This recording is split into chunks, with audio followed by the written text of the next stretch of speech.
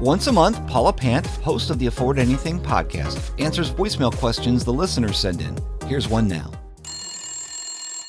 Hi, Paula. My name's Alexa, and I've been listening to your blog for a while, and I absolutely love it. I recently graduated from college and started my job in engineering about 4 months ago. Throughout college, and especially now that I'm working, I'm realizing that I'm really not passionate about engineering at all. What I'm really passionate about is traveling and dance. So, my plan is to work for the next 10 months, save as much money as I can, and go on a 1 to 2 year long trip around the world to pursue dance. My question for you is, what is the best way to save up for my trip, and is there any good way to invest before I leave? Should I be saving all my money in liquid, or should I be using a retirement account like 401k as a way to invest my money? If so, what percent of my income should I be investing in retirement? What percent should I be investing outside of retirement? And what percent should I be keeping liquid? Thanks.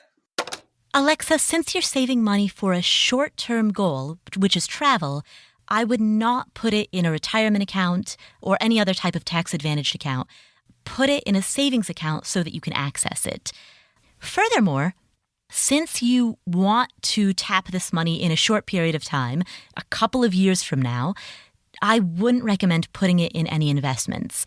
Keep it in cash. And the reason for that is because investments over the long term, over a 10, 15, 20-year time span, historically have grown fairly well.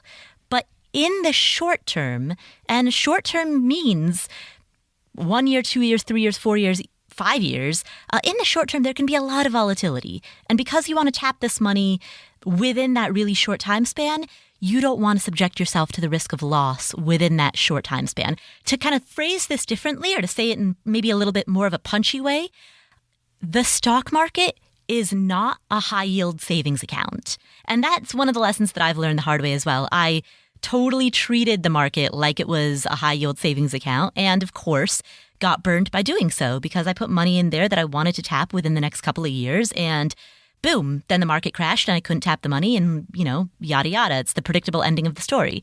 So if you want to tap the money for travel, which I think is an awesome plan, just save the old-fashioned way. Save the money that you make, increase the gap between what you earn and what you spend, and put that gap into a traditional bank or credit union savings account.